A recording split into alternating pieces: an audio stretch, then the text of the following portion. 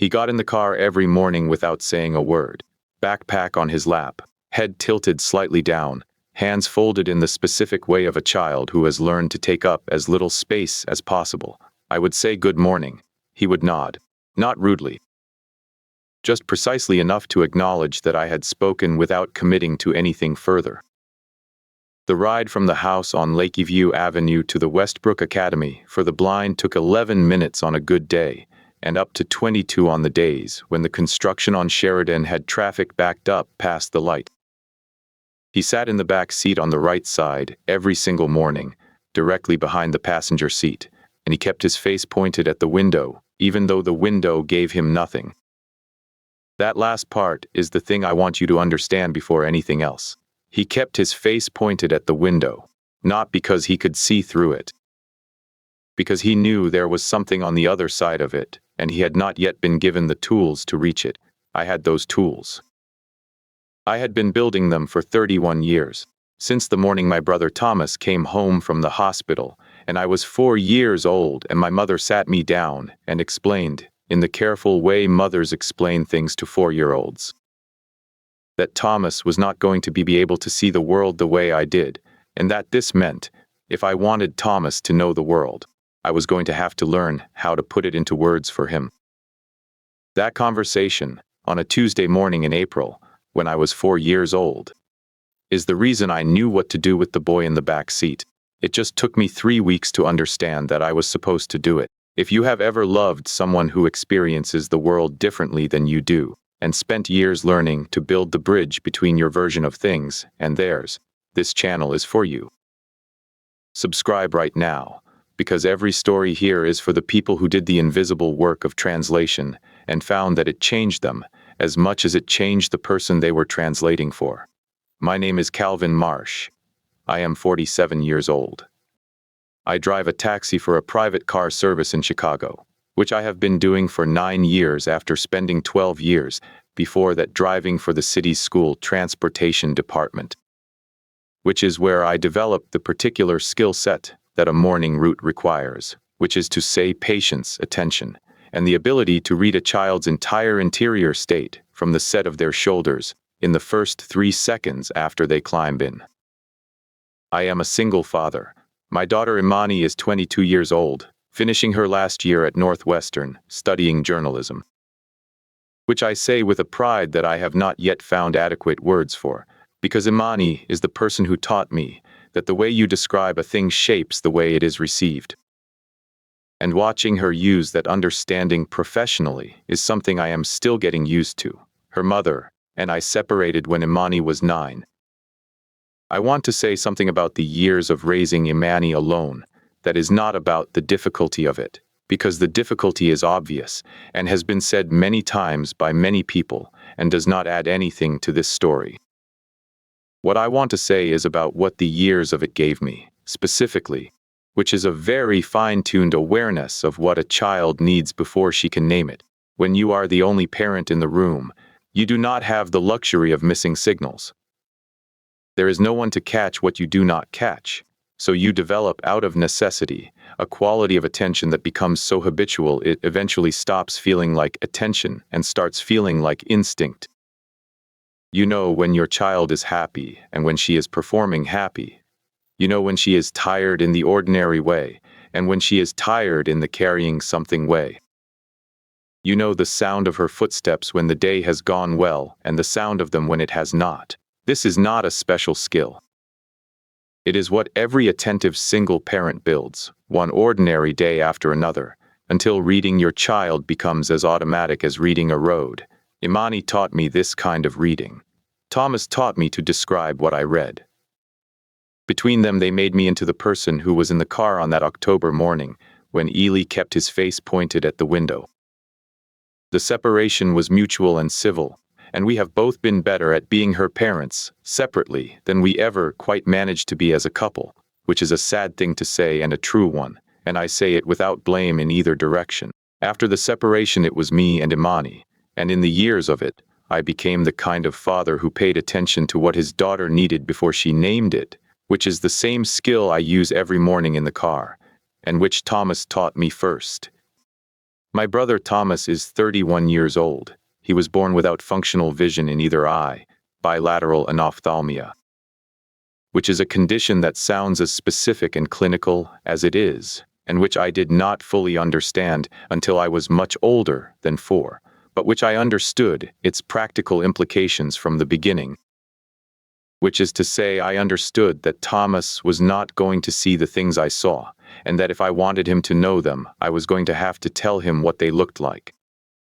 I want to tell you about Thomas before I tell you about Ely, because Thomas is the whole reason this story exists.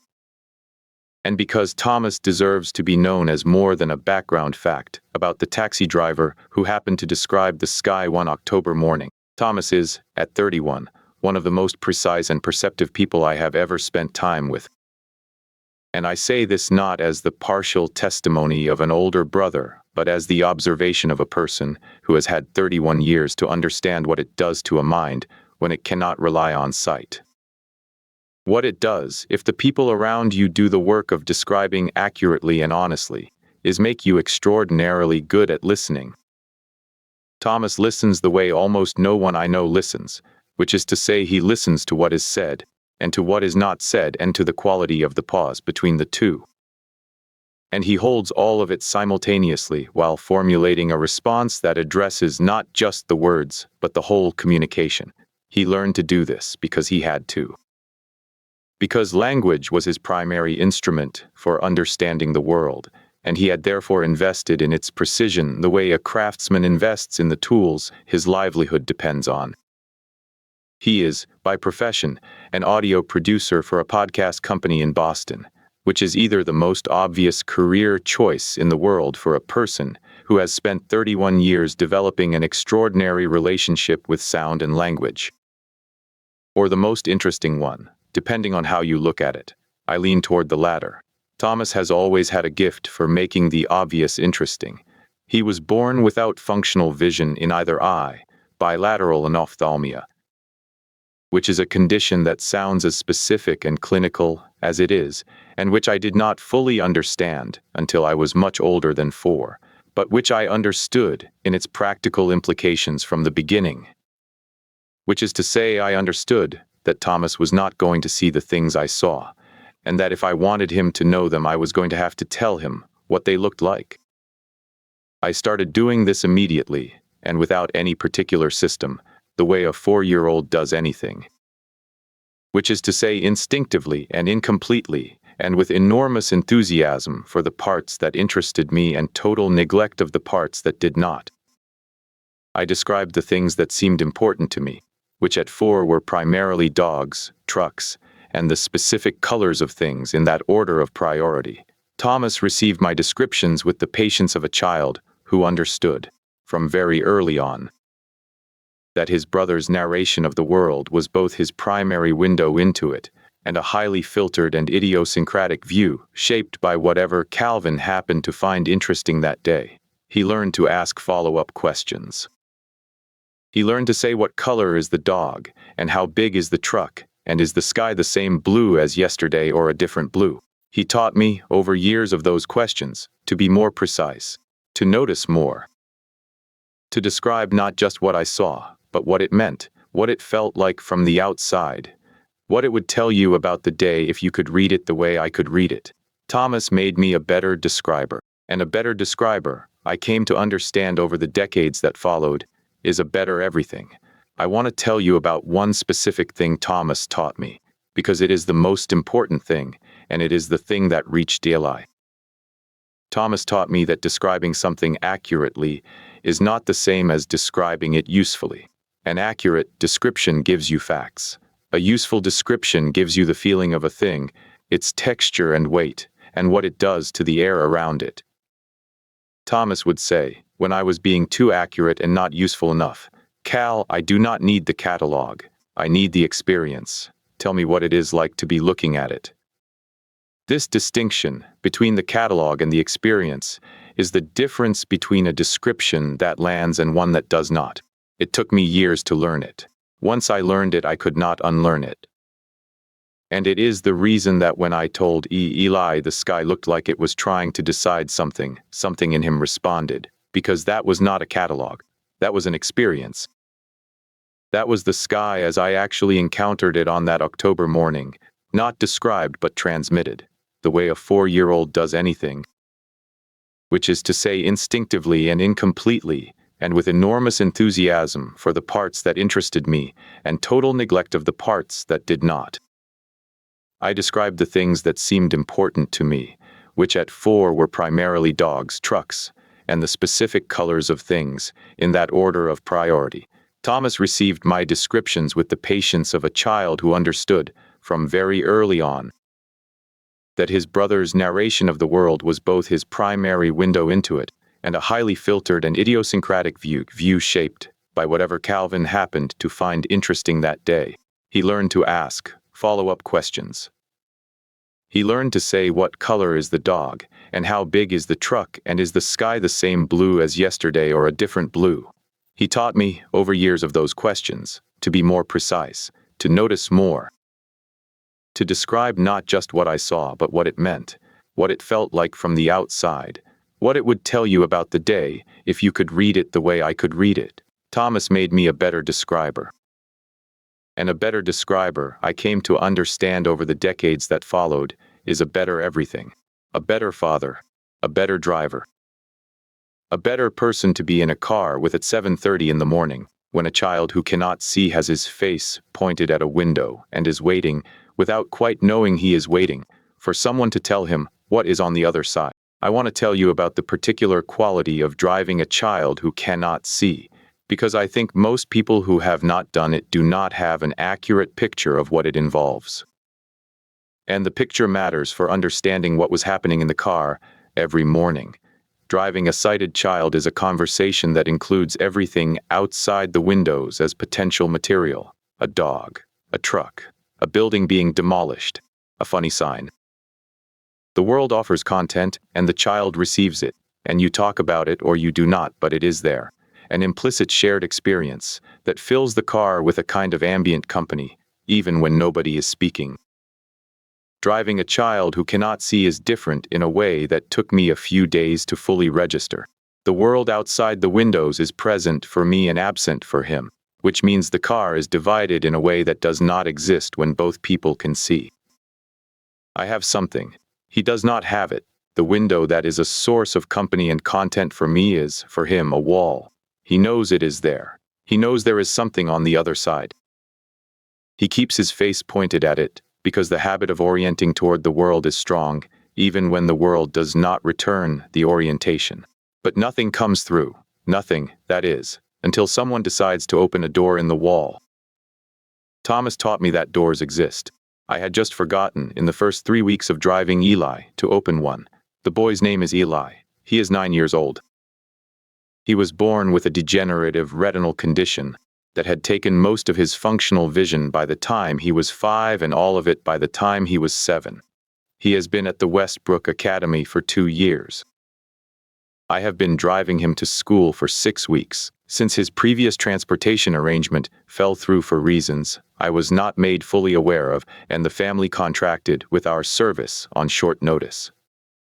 I know Eli's story in the way I know most of my regular passengers' stories, in fragments assembled from the things I am told when arrangements are made, and the things I observe, and the occasional piece of information that comes from the passenger directly, or from whoever rides along. What I know is this. Eli was sighted until he was 5. He has memories of color and light, and the specific visual world of a child who could see, which is both a gift and a particular kind of loss, because children who have never seen do not grieve the absence of sight the way a child who remembers it does. Eli remembered. He told me this himself, not in those words, but in the way he sat with his face pointed at the window, which was not the posture of a child who had never known there was something to look at.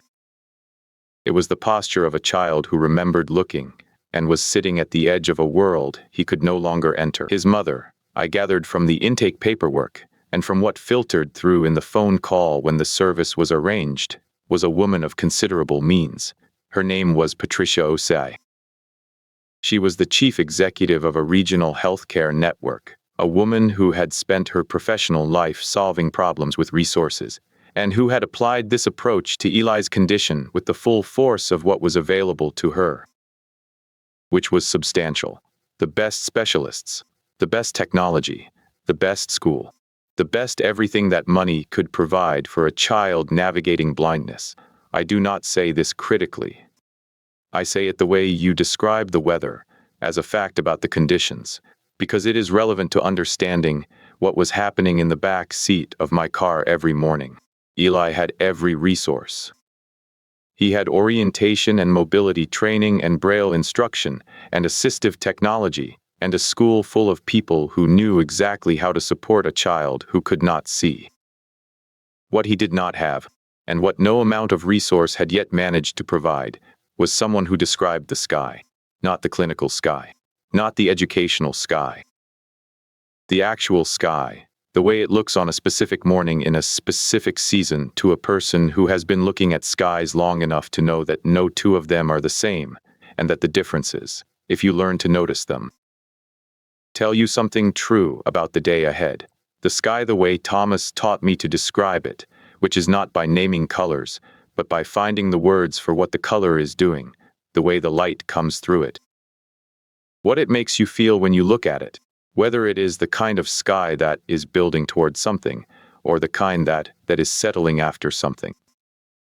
These are the things I had been telling Thomas about the sky for 31 years, and these are the things that had never been translated for Eli, because nobody in Eli's life had spent 31 years learning how. Until the morning in the third week, when the words came out before I thought about saying them and everything changed. It was a Thursday in October. The sky that morning was what I would describe to Thomas as a working sky, which is the sky you get in Chicago in mid-October, when the light is low and golden and the clouds are moving in from the lake with the specific urgency of clouds that have somewhere to be. The kind of sky that feels like it is doing something, that gives the morning a quality of motion, even before anything has moved. I had been driving in silence for about 4 minutes, which was the usual pattern, when I said, without planning to say it, without thinking about whether to say it or how it would land. The sky this morning looks like it's trying to decide something. Eli did not respond immediately. The silence held for about 5 seconds, which in a car with a 9-year-old is a significant silence, and then he said, "What does that mean?" And I told him. I told him about the clouds coming in from the lake, how they had that particular color at the bottom, not gray exactly, more like the color of something that has been in use, and how they were moving faster than the top layer, which gave the whole sky a sense two different speeds happening at once, which is what I meant when I said it looked like it was deciding. He was very quiet while I said this. The kind of quiet that means something is being received. And then he said, "Is it going to rain?" And I said, "I think so, by afternoon." And then we drove in silence for the rest of the trip, but it was a different silence. Not the silence of a child with his face pointed at nothing, the silence of a child who was listening. The next morning I described the fog. I did not decide to describe it. It happened the way the first description had happened, before I had a plan to speak, because there was something in the air that morning that I had been describing to Thomas for 30 years, and the habit of describing was stronger than the silence. The fog that morning was a flat fog, low and uniform, which Thomas and I distinguished from the fog that comes in from the lake in layers, the kind with depth to it that you can see through in places. This was the kind of fog that makes the city feel like it has moved closer to you, compressed the distance between things, makes the buildings look like they are standing directly behind each other, when usually there is a mile between them. I described this while we were on Lakeshore Drive, and Eli listened with that same receiving quiet, and then he said, "Does it smell different when it fogs?" And I said yes, and I told him how it smelled, which is a question Thomas had taught me to be ready for, because Thomas had told me early in our childhood that when I described things it helped him to know what they smelled like too. And I had learned over the decades to include this without being asked. Eli received this the way he had received the sky description, with total attention and no visible response, and when we pulled up to the school he got out and said, "Not good morning, not see you tomorrow, Thanks. It was the first word he had offered me in 3 weeks that was not a direct response to a direct question. I said, "See you tomorrow, Eli." He went inside. I want to tell you about the morning after the first description, because the morning after matters as much as the first morning, and people always skip past it in stories like this to the accumulation of evidence that something has changed. When in fact the day after the first time is the day that tells you whether the first time was real. The morning after the sky description, Eli got in the car and said nothing, which was the same as every morning before. I said good morning. He nodded. We drove, but at the light on Clark Street, when the signal turned and we pulled forward, he said, without preamble, without looking at me, into the window he was facing, "Is the sky doing something today?" I said, "Is doing something, yes. A thin sky, the kind that lets the blue through, but washes it out a little, like the color is there, but not committed to it." He nodded. We drove in silence, but it was the silence of someone who had received an answer, not the silence of someone waiting. That was the difference. He had asked. He had expected an answer. He had gotten one. The car had become a place where the world came through. I understood then that the first morning had not been a chance moment. It had been the first door opening in a wall that Eli had been facing for 2 years. And now that the door was open, he was going to come back to it every morning, and I was going to be there on the other side of it with whatever the sky was doing that day. I want to tell you about the morning after the first description, because the morning after matters as much as the first morning, and people always skip past it to the accumulation of evidence that something has changed. The morning after the sky description, Eli got in the car and said nothing, which was the same as every morning before. I said good morning. He nodded. We drove. But at the light on Clark Street, he said, without preamble, without looking at me, into the window he was facing, "Is the sky doing something today?" I said, "It is doing something, yes. A thin sky, the kind that lets the blue through, but washes it out a little, like the color is there but not committed to it." He nodded. We drove in silence. But it was the silence of someone who had received an answer, not the silence of someone waiting. He had asked. He had expected an answer. He had gotten one. The car had become a place where the world came through. I understood then that the first morning had not been a chance moment. It had been the first door opening in a wall that Eli had been facing for 2 years. And now that the door was open, he was going to come back to it every morning, and I was going to be there on the other side of it with whatever the sky was doing that day. It went on like this for the next 3 weeks. Every morning the sky, or whatever the morning offered. The first frost that came in November, which I described in terms of what it had done to the grass in the median strip on the drive, how it changed the color and the texture and the way the light caught it. And how when you drove over it with the window down you could hear it differently than grass without frost, a faint crunch audible at low speed. The particular quality of a November morning, when the temperature has dropped overnight and the air has that cold dry clarity that makes everything look more itself, the outlines harder, the distances more readable. The morning the snow came for the first time, and what it did to the sound of the city, which is the thing Thomas had always said was the first difference he noticed. That snow changed what you heard before it changed anything else. I told Eli that. He was quiet for a long time. Then he said, "I remember snow." I said, "What do you remember?" He said, "I remember it being bright." I said, "It still is. Even if you cannot see it, the light changes. The whole inside of the car gets brighter when there is snow on the ground." He was quiet again. Then he said, "I can feel that. The light through the window." I said, "Yes." He nodded. We drove. He kept his face at the window for the rest of the ride, but it was different now. He was not sitting at the edge of something he could not reach. He was inside it, feeling the light through the glass, holding the description of snow in his mind alongside the brightness and building something from the combination that was his own. The morning it all came together was a Tuesday in December, the kind of Chicago morning that arrives gray and enormous and filled with lake wind. The kind of morning where the sky is not doing one thing, but several things simultaneously in different parts of itself.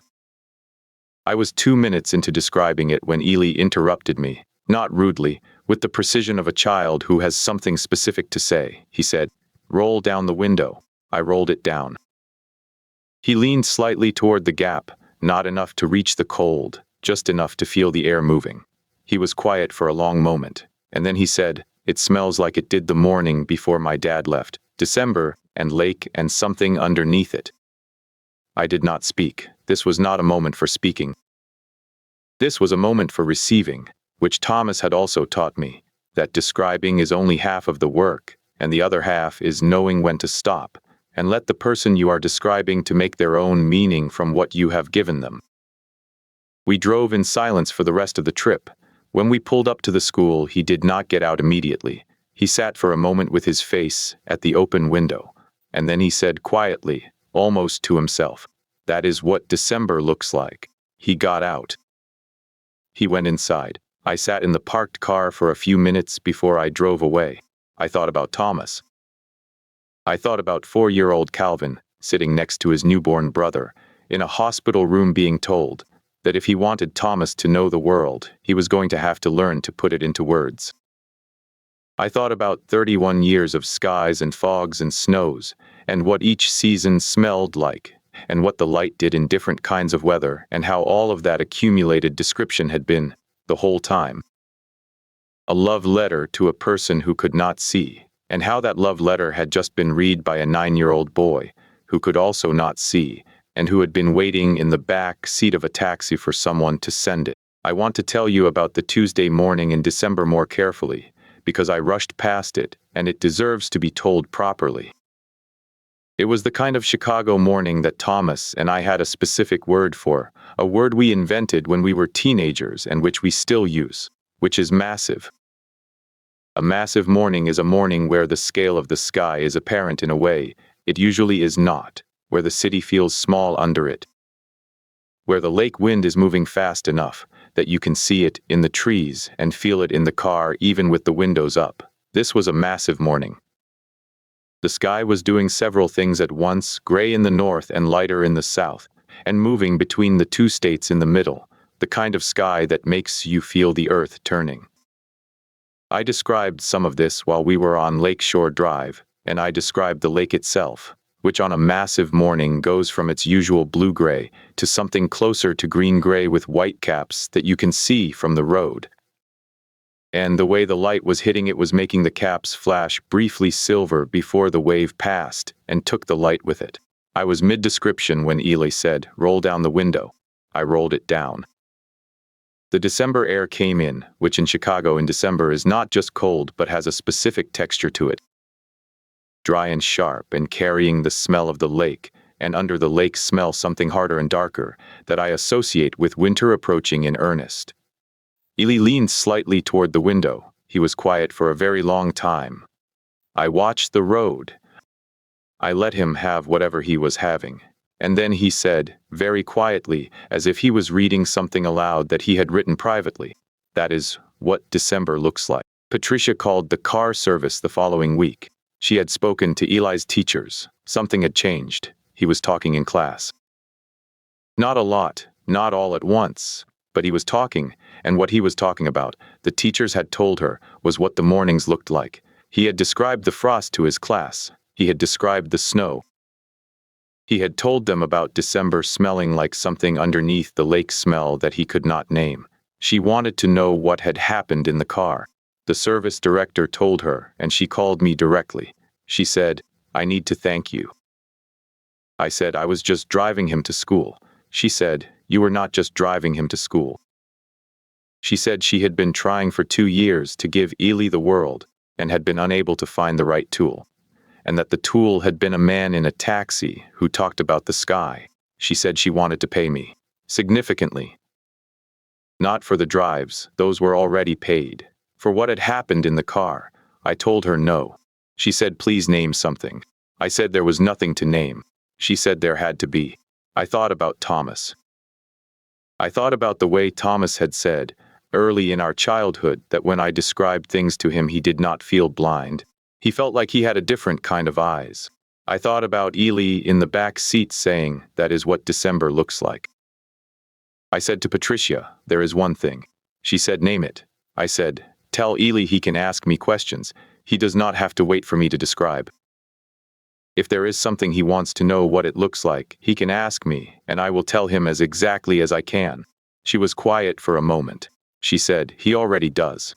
He asked me last night what the moon looked like. I said, what did you tell him?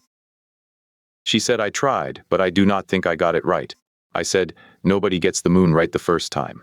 It takes practice. She laughed. It was the laugh of a woman who had been carrying something very heavy and had just been told that the tool she needed was something she could learn. I told her Thomas could help her if she wanted.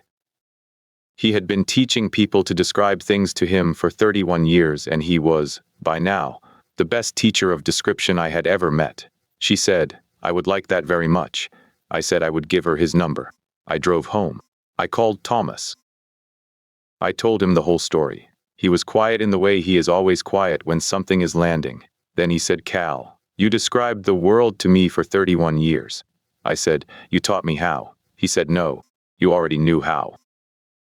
I just gave you someone to practice on. I said, Thomas. He said, yeah.